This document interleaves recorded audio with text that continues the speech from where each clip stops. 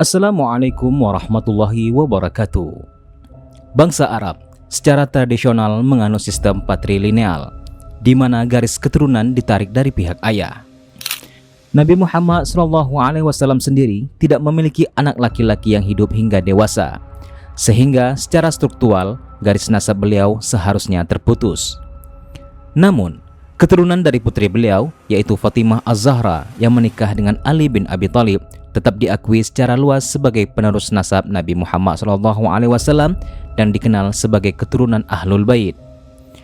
Pertanyaan yang sering muncul adalah, mengapa keturunan Nabi Muhammad SAW tidak menjadi raja ataupun kepala negara di wilayah yang sekarang dikenal sebagai Arab Saudi atau negara-negara Arab lainnya?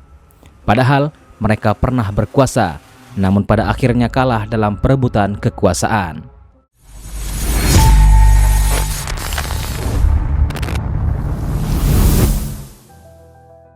Dalam masyarakat Muslim, terutama di dunia Islam tradisional, keturunan Nabi Muhammad SAW dikenal dengan berbagai sebutan seperti Habib, Syahid, ataupun Syarif.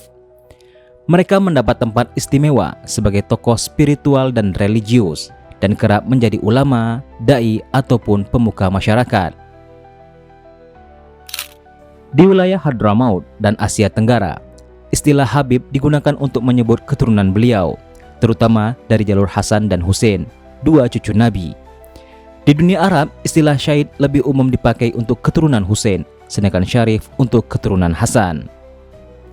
Sejak awal sejarah Islam, keturunan politik tidak selalu berada di tangan keturunan Nabi Muhammad SAW.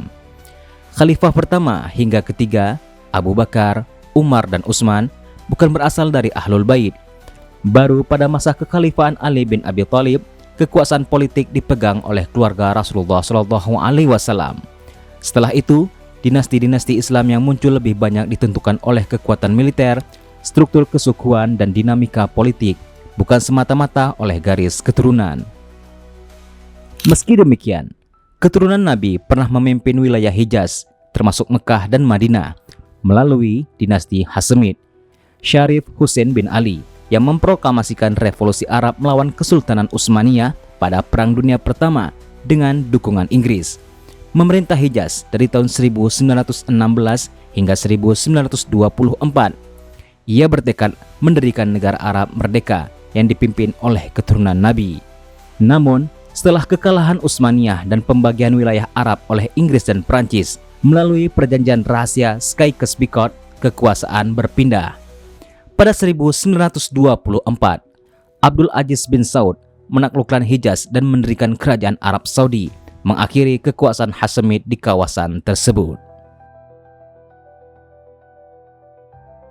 Salah satu keturunan Nabi, Syarif Ali bin Husain, cicit dari Raja Husain bin Ali, pernah disebut sebagai calon Raja Irak setelah kejatuhan Saddam Hussein.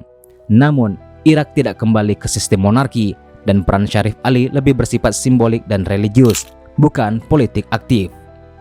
Terdapat beberapa faktor utama yang menjelaskan mengapa para habaib atau keturunan Nabi Muhammad SAW tidak mendominasi kepemimpinan politik di dunia Arab modern. Yang pertama, negara-negara seperti Mesir, Suriah, Irak, dan Libya dikuasai oleh rezim militer. Sementara itu, negara-negara Teluk seperti Arab Saudi, Uni Emirat Arab, dan Qatar merupakan kerajaan yang berbasis pada kekuatan suku, bukan garis nasab kenabian. Kemudian, setelah Perang Dunia Pertama, Inggris dan Prancis memainkan peran besar dalam menentukan kepemimpinan di dunia Arab. Mereka lebih memilih tokoh-tokoh lokal yang loyal terhadap kekuasaan kolonial daripada keturunan Nabi. Selain itu, banyak dari keturunan Nabi Muhammad SAW lebih memilih jalur dakwah, pendidikan, dan pelayanan masyarakat daripada politik. Di Indonesia, misalnya, para habaib lebih dikenal sebagai pendakwah dan tokoh agama dibandingkan politisi. Dalam prakteknya, kekuasaan politik ditentukan oleh kekuatan militer, pengaruh ekonomi, dan jaringan politik, bukan semata-mata garis keturunan atau kesolehan spiritual.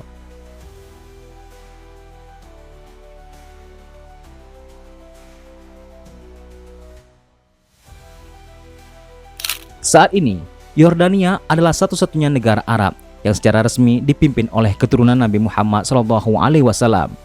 Keluarga Hashemid yang berasal dari jalur Hasan bin Ali memegang peranan penting, baik secara politik maupun religius di negara tersebut, menjadikan mereka unik dibandingkan negara-negara Arab lainnya.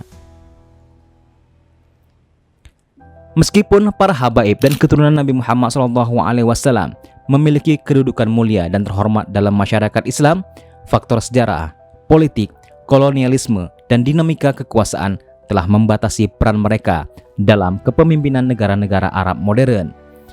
Dinasti Hashemid menjadi satu-satunya pengecualian besar yang pernah dan masih memainkan peran dalam pemerintahan, meskipun dengan batasan tertentu. Semoga penjelasan ini memberikan wawasan baru mengenai sejarah dan dinamika kepemimpinan dalam dunia Islam. Jangan lupa untuk klik tombol subscribe dan aktifkan notifikasi agar Anda tidak ketinggalan informasi menarik lainnya seputar dunia Islam dari kami. Wassalamualaikum warahmatullahi wabarakatuh.